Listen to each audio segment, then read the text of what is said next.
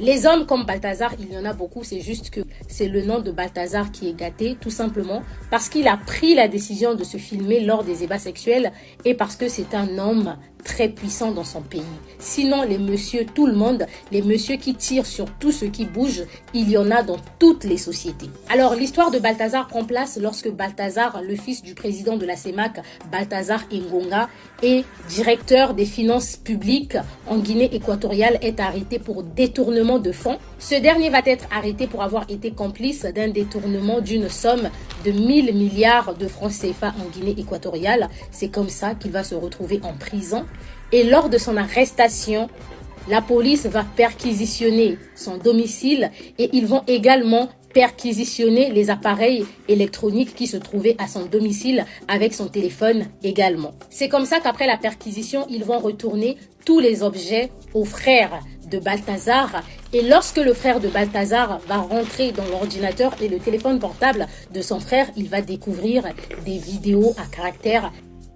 Son propre frère, en visualisant les vidéos, va tomber sur une vidéo de Balthazar en train d'avoir des relations sexuelles avec sa femme. Le frère était choqué, brisé, et c'est comme ça que par vengeance, il a pris la décision de faire fuiter les vidéos de Balthazar. Il va confier les vidéos à un site.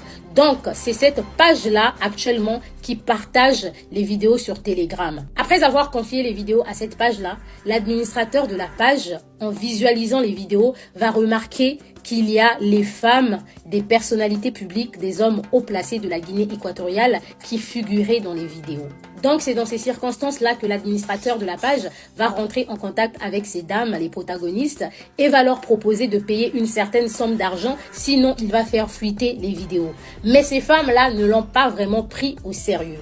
Au départ, ils ont proposé de verser une somme d'argent dans un compte bancaire, mais étant donné que le monsieur voulait garder l'anonymat, il va leur demander de lui verser de l'argent en termes de crypto-monnaie sur un site.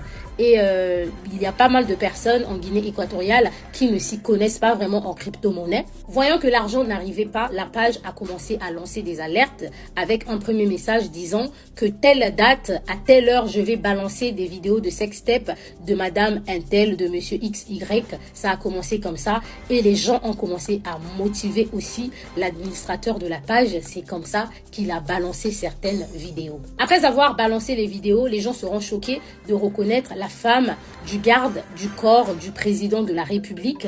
Les gens seront choqués de réaliser que Balthazar avait aussi des relations avec sa propre cousine. C'est même cette cousine qui était avec lui dans le bureau, la femme avec une longue robe. C'est cette cousine-là qui revient très souvent dans les vidéos. Les gens vont être choqués de voir Balthazar avoir des relations avec la femme de son oncle également. C'est cette femme-là qui est enceinte dans l'une des vidéos. Alors, il y a un truc qu'il faut savoir, c'est que Balthazar étant marié, sa femme habite au Texas avec les 6 enfants et Balthazar lui-même était avant basé au Texas avant de revenir s'installer en Guinée équatoriale pour le travail et pour des raisons politiques. Et il est probable que la femme de Balthazar également ne savait rien des agissements de son mari. Elle a appris le scandale au même moment que tout le monde sur les réseaux et ça a été dit qu'après avoir découvert tout ça, elle a piqué une crise. Les femmes qui figurent dans les vidéos avec Balthazar, elles étaient toutes conscientes que Balthazar était en train de filmer. Elles ont toutes accepté de se donner elles-mêmes à Balthazar de leur propre gré. Ça a été dit que Balthazar, c'est un homme qui sait comment prendre les femmes. Et pour certaines femmes, c'est limite un succès de sortir avec lui et d'avoir des rapports avec lui parce que c'est un maître à la matière. Parmi les femmes vues avec Balthazar dans les vidéos, il y a également ses employés. Il faut savoir que ces femmes ne l'ont pas fait parce qu'elles avaient besoin d'argent. Elles sont elles-mêmes femmes d'hommes politiques haut placés et elles ont de l'argent. Si elles l'ont fait, c'est tout simplement parce qu'elles en avaient envie.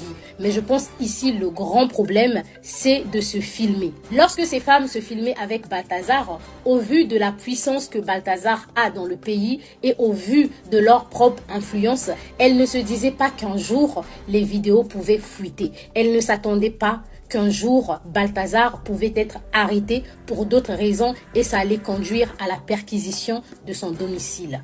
Enfin, Balthazar, qui était en prison depuis près de 5 mois, a été sorti de la prison et il est incarcéré dans une résidence privée parce que désormais, on a peur qu'on lui fasse du mal au vu de toutes les vidéos qui sont actuellement dehors. Il y a des hommes politiques très puissants qui vont vouloir se venger de lui. Vous avez également pu remarquer que Balthazar allait avec ces femmes-là sans se protéger. Donc, il y a des rumeurs qui courent sur les réseaux que Balthazar, il a des 4 lettres, ce qui n'est pas vrai.